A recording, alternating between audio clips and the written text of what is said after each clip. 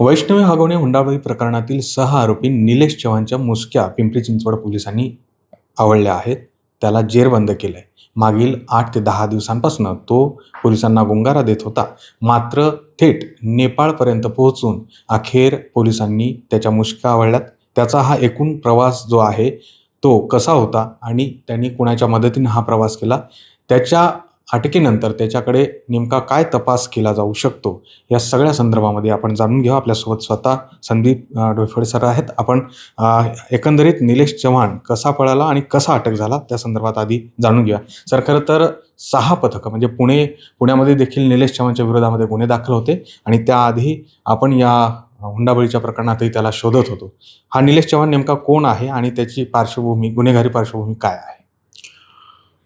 आपल्याकडे जे बावधन पोलीस स्टेशनला नवविवाहितेचं हुंडाबळी प्रकरण घडलं, त्याच्यामध्ये हा निलेश चव्हाण एक आरोपी होता. त्याच्या अटकेसाठी सुरुवातीला लोकल पोलीस स्टेशन वगैरे प्रयत्न करत होते. नंतर घटनेचं गांभीर्य पाहून पोलीस आयुक्त सरांनी क्राईम ब्रँचला याच्यामध्ये इन्व्हॉल्व केलं आणि क्राईम ब्रँचचे 3 पथक आपण स्थापन केले होते आणि नंतर मग त्याचं लोकेशन वगैरे आपण काय, तो मोबाईल फोन वापरत नसल्यामुळं काही मिळत नव्हतं. मग इतर मार्गाने आपण बाकी काही टेक्निकल सर्वेलन्स वगैरे करून त्याचा आपण माग काढला आणि आज त्याला भारत नेपाळ बॉर्डरवरून अटक करण्यात आलेली आहे.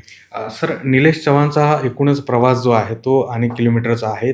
या प्रवासासाठी त्यांनी कोणती साधनं वापरली? खरं तर त्याच्या विरोधात लुकआउट नोटीस देखील आपण जारी केली होती. त्यांनी हवाई मार्गाचाही अवलंब केला असण्याची शक्यता आहे का? काय रूट दिसतोय त्याचा एका? सध्या जी माहिती मिळते त्याच्या नुसार तरी तो सध्या पुण्यातून रायगड, नंतर बाय रोड दिल्ली, दिल्लीतून तो मग उत्तर प्रदेशातील गोरखपूर, असं बाय रोडच त्यांनी प्रवास केलेला आहे. बाहेर कुठं पळून जाऊ नये देशाबाहेर म्हणून आपण त्याची LOC सुद्धा ओपन केलेली होती. सर, निलेश चव्हाण नेपाळमध्ये या सगळ्या प्रवासाच्या दरम्यान 3 ते 4 दिवस त्यापेक्षाही जास्त वास्तव्यास होता, अशी माहिती समोर येते.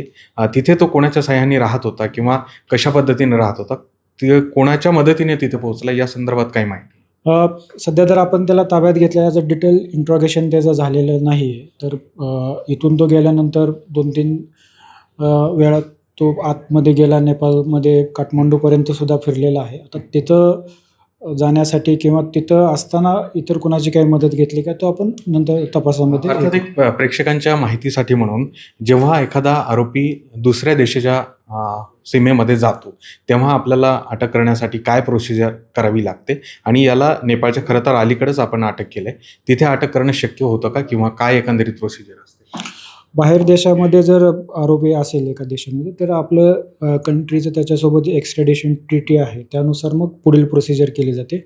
परंतु हा जो आहे तो आपल्या बॉर्डरवरतीच आपल्याला मिळालेला आहे. पण त्याचा तसा हेतू असेल का की नेपाळमध्ये गेल्यानंतर आपल्याला अटक करू शकतो का? येस, नेपाळमध्ये जर गेलो तर आपल्याला इतक्या सहजासहजी पोलीस अटक करू शकणार नाही याची त्याला जाणीव असावी आणि तो 1-2 वेळा तिथे जाऊन पण आलेला आहे. नेपाळवर राहून तो आत इंटेरियरमध्ये सुद्धा जाऊन आलेला आहे. सर, अत्यंत महत्त्वाचा, जेव्हा त्याच्या या रूटची सगळी माहिती मिळाली तेव्हा तुम्ही म्हणाला की या सगळ्या त्याच्या हालचालीवर सगळे उच्चपदस्थ अधिकारी जे आहेत ते लक्ष ठेवून होते, अर्थात HM ऑफिस देखील लक्ष ठेवून होतं.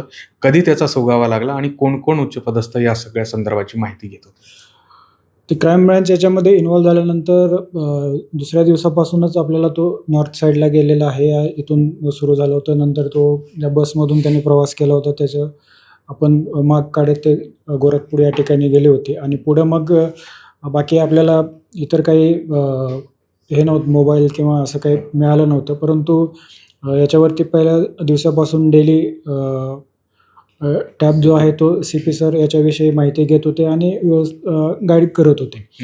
त्यांच्या मार्गदर्शनाखालीच मग पुढं आपण जे काही कारवाई केली आणि काही अँगलवरती आपण तपास केला, त्यातूनच हे आरोपी पकडायला आपल्याला यश मिळालं. सर, आत्ता जेव्हा त्याला ताब्यात घेतलं तेव्हा त्याच्याकडे काही मुद्देमाल जसं की रिव्हॉल्वर आहे किंवा एकंदरीत त्याचे काही साहित्य आपल्याला आढळून आलेत का तो तपासाचा भाग आहे काय? सर, मी मगाशी सांगितलं की आपलं दुपारीच आपण त्याला घेतलेलं आहे ताब्यामध्ये. आता तो प्रवासामध्ये आहे. ज्यावेळी आणलं जाईल त्यावेळी डिटेल इंट्रोगेशन केलं जाईल. गुन्ह्यातील सहभाग किंवा इतर जे काही मुद्दे आहेत ते पुढं मग क्लिअर होतील. अगदी शेवटचा प्रश्न, हा महत्त्वाचा दुवा किंवा कडी मांडला जातो या सगळ्या प्रकरणातला. त्याच्याकडे कोणत्या वेगवेगळ्या कारणाचा तपास होऊ शकतो आणि काय रिमांडची त्याची एकंदरीत प्रोसिजर असणार आहे? गुन्ह्याचा तपास जो आहे तो बावधनचे सिनियर पी-आय करतात. गुन्ह्यामध्ये ज्या साक्षीदारांच्याकडून जे काही बाबी त्यांना समजल्या आहेत, त्या मुद्द्यावरती ते हे करतील. त्याचा कोरोबरेशन वगैरे घेतील किंवा गुन्ह्यामध्ये जो काही त्याची इन्व्हॉल्वमेंट आहे, त्या अनुषंगानं ते आय-ओ जे आहेत ते त्याच्याशी इंट्रॉगेशन करतील. सध्या जो रात्री आल्यानंतर, मध्यरात्री आल्यानंतर आम्ही पोलीस स्टेशनच्या हँडओव्हर करू आणि मग ते त्यांच्या पुढं तपास करतील. त्यामुळे आपण बघतोय की हुंडाबळी प्रकरणातील अत्यंत महत्त्वाची कडी समजला जाणारा निलेश चव्हाण आता पोलिसांच्या ताब्यात आहे.